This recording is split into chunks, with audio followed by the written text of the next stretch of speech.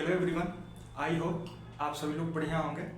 हमारा जो next topic है वो है इलेक्ट्रिक फील्ड। तो चलिए देखते हैं कि इलेक्ट्रिक फील्ड क्या होता है।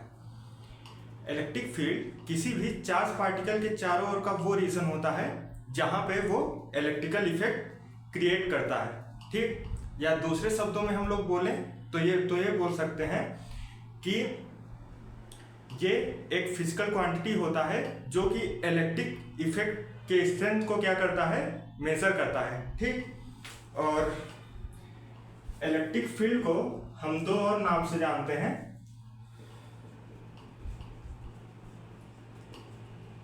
इलेक्ट्रिक फील्ड इंटेंसिटी और दूसरा electric field strength,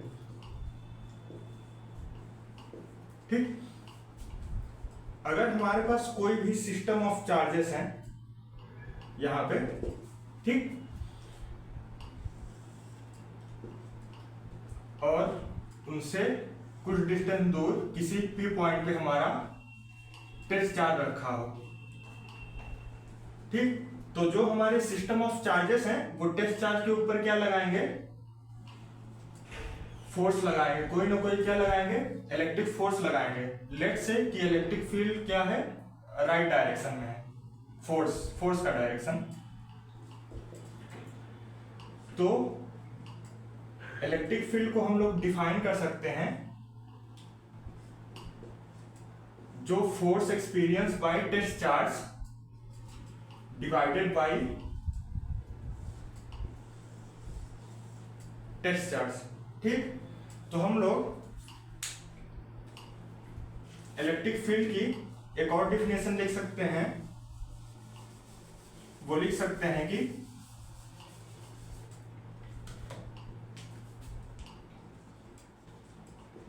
it is a force experience by per unit test charge, ठीक। किसी भी टेस्ट चार्ज के द्वारा जो फोर्स एक्सपीरियंस किया गया पर यूनिट, तो उसी को हम लोग क्या डिफाइन करते हैं, इलेक्ट्रिक फील्ड। तो अगेन हम फॉर्मूला लिख देते हैं, E is equal to Fe by Q naught, ठीक। तो इसको नोट कर लीजिए।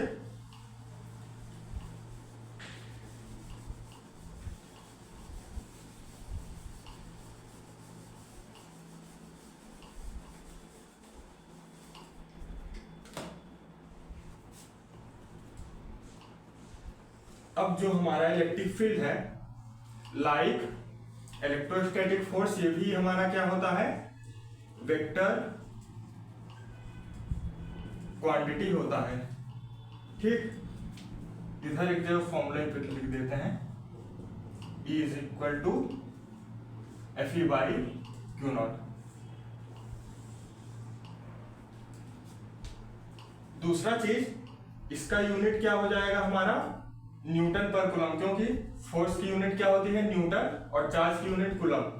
और इसकी एक दूसरी यूनिट होती है जो हम बोलते हैं क्या, वोल्ट पर मीटर।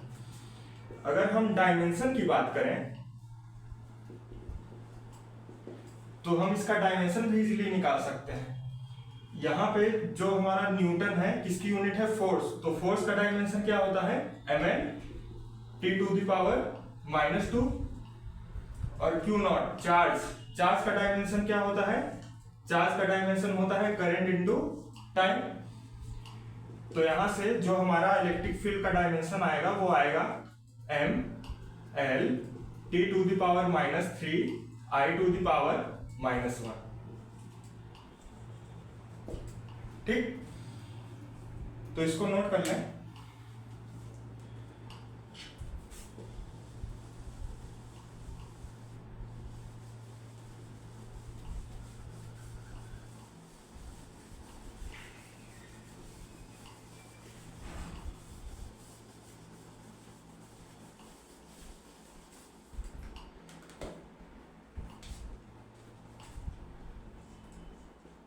हम इलेक्ट्रिक फील्ड को कैसे डिफाइन किए थे? Electrostatic force experience by per unit test charge. तो यहां से जो हमारा इलेक्ट्रोस्टैटिक फोर्स आ जाएगा वो आ जाएगा Q नॉट इंटू ई।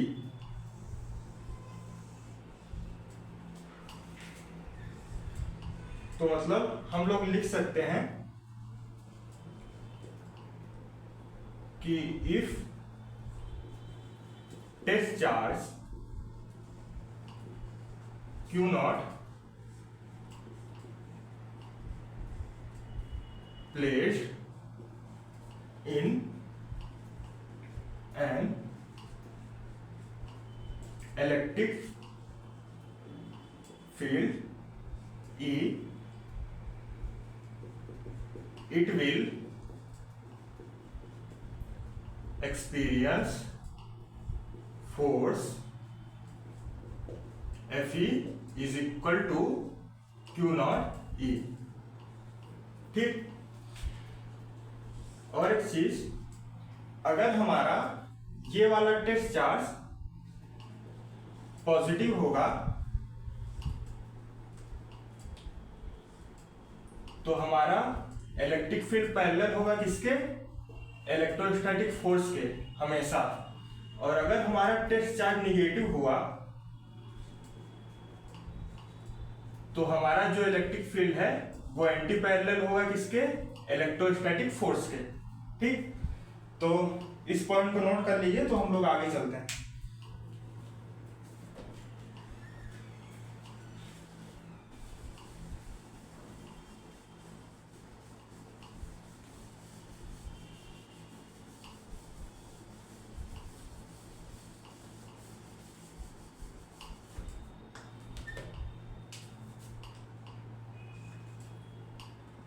अब एक और पॉइंट और, electric field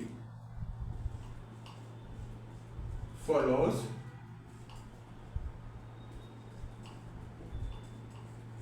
principle of superposition।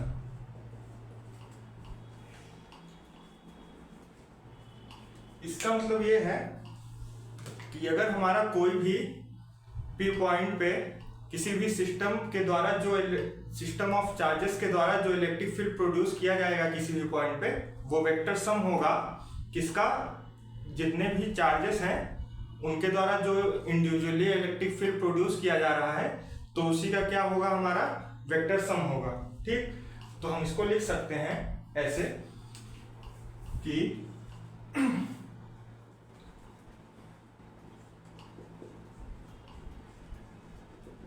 Electric field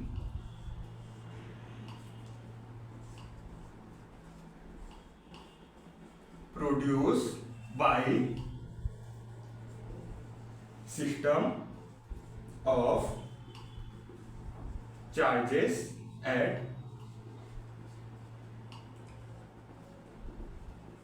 any point is vector sum of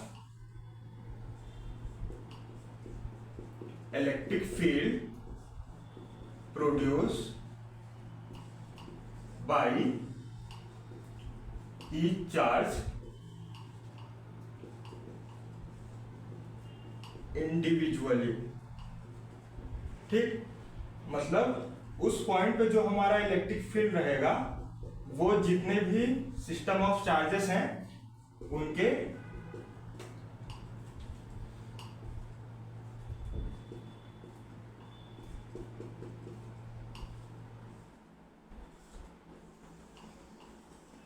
उनका क्या रहेगा? वेक्टर सम रहेगा।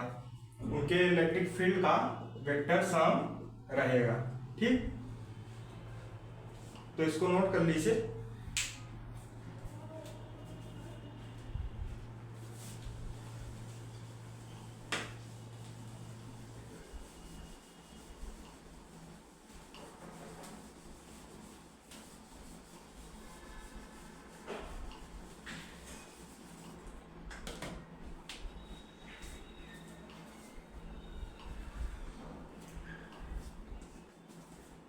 अब हम लोग देखते हैं electric field produce by point charge.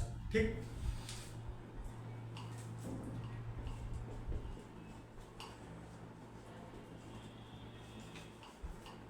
इसको रफ कर देते हैं।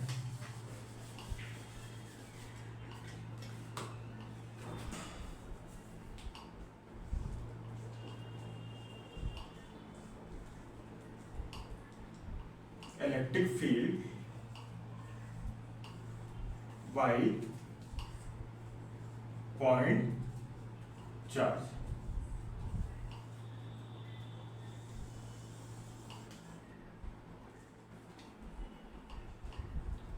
अगर मान लीजिए हमारे पास कोई पॉइंट चार्ज Q है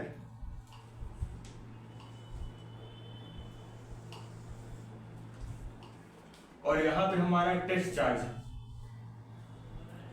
और दोनों के बीच में जो सिपरेशन है वो R है।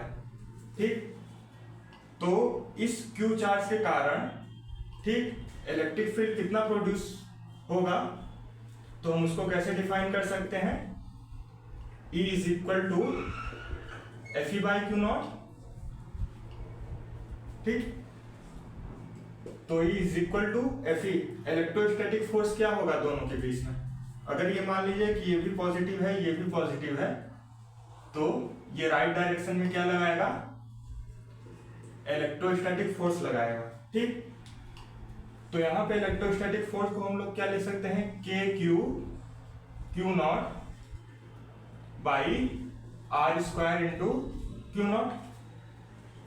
तो क्यू नॉट से क्यू नॉट कट गया, तो यहां से जो हमारी इलेक्ट्रिक फील्ड की जो वैल्यू आई वो क्या आ गई, के क्यू बाई आर स्क्वायर, जो कि किस चार्ज के द्वारा प्रोड्यूस किया जा रहा है, क्यू चार्ज के द्वारा, ये वाले चार्ज के द्वारा। और अगर हम इलेक्ट्रिक फील्ड और डिस्टेंस के बीच में अगर हम ग्राफ की बात करें तो इसका ग्राफ होगा रेक्टेंगुलर हाइपरबोला। ठीक, और एक चीज, अगर जैसे ही हम लोग किसी भी चार्ज के द्वारा जो इलेक्ट्रिक फील्ड प्रोड्यूस किया जा रहा है हम दूर जाते जाएंगे तो उसका इलेक्ट्रिक फील्ड का जो स्ट्रेंथ है कम होता चला जाएगा। देखिए यहाँ पे अगर हम R को बढ़ाते जाएंगे तो उतना ही वैल्यू इलेक्ट्रिक फील्ड की क्या होगी, डिक्रीज होगी। ठीक, तो ये नोट कर लीजिए।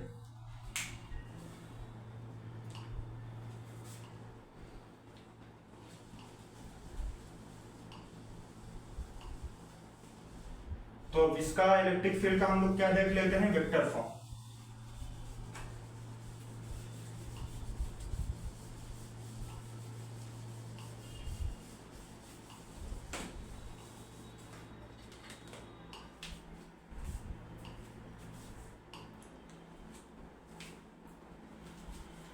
तो हेडिंग लिखिए, इलेक्ट्रिक फील्ड इन वेक्टर फॉर्म।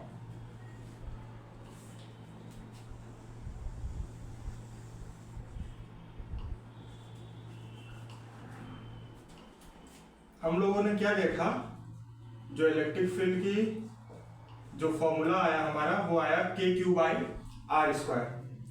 अगर हम इलेक्ट्रिक फील्ड को वेक्टोरियली रिप्रेजेंट करेंगे तो हमारा क्या हो जाएगा, K Q by R square into R cap. R cap क्या है, यूनिट वेक्टर है जो कि इलेक्ट्रिक फील्ड के डायरेक्शन को क्या कर रहा है, रिप्रेजेंट कर रहा है। ये हमारा 1D में भी हो सकता है, 2D में भी हो सकता है, 3D में भी हो सकता है। तो हम इसीलिए आर वेक्टर ले लिए, यूनिट वेक्टर ले लिए डायरेक्शन को रिप्रेजेंट करने के लिए। ठीक,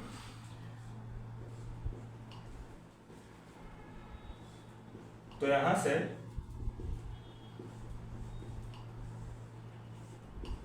हमारा जो इलेक्ट्रिक फील्ड आएगा, आर यूनिट वेक्टर है तो यूनिट वेक्टर क्या होता है, vector divided by its magnitude. तो हमारा जो इलेक्ट्रिक फील्ड की वैल्यू जो आएगी हमारी वेक्टर फॉर्म में वो आएगी क्या, K Q by R cube into R vector. ठीक।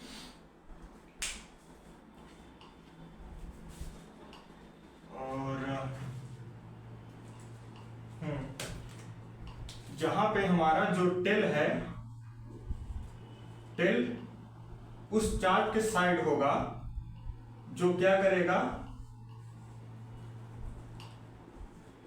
At the charge which produce electric field। हमेशा इस चीज में जो हमारा टेल है, टेल उस चार्ज के साइड में होगा जो कि इलेक्ट्रिक फील्ड को प्रोड्यूस कर रहा है। तो अगर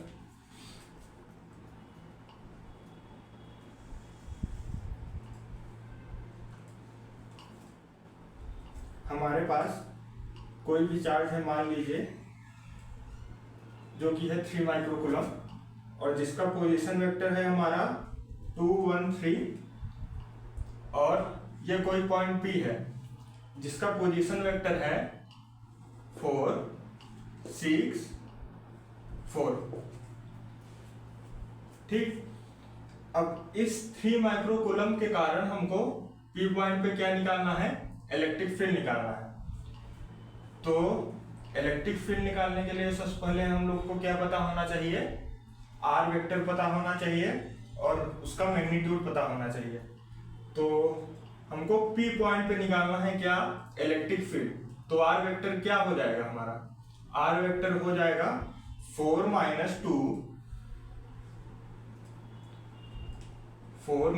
2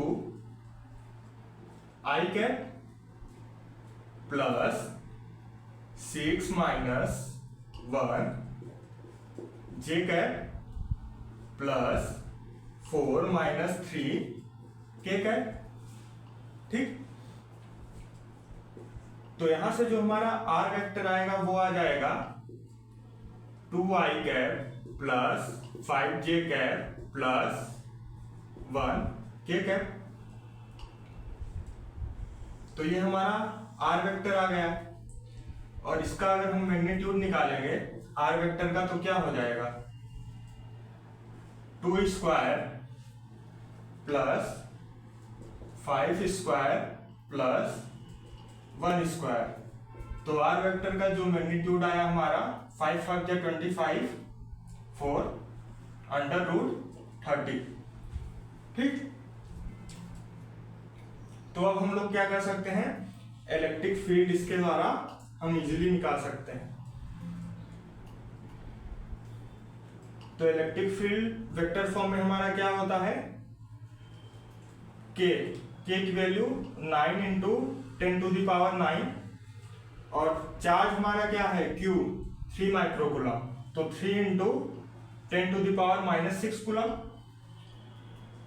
डिवाइडेड बाई r³ जो कि मैग्नीट्यूड में है, तो √30 का cube into R vector. R vector क्या है हमारा 2I cap plus 5J cap plus K cap. तो इसको कैलकुलेट करेंगे अगर, तो हमारे इलेक्ट्रिक फील्ड की वैल्यू इजीली निकल जाएगी। ठीक। तो this is all about the electric field. अब नेक्स्ट वीडियो में हम लोग और न्यूमेरिकल लेंगे इलेक्ट्रिक फील्ड के ऊपर, और फिर इलेक्ट्रिक फील्ड में जो आगे आने वाले टॉपिक हैं उसको हम लोग डिस्कस करेंगे। ठीक। Thank you.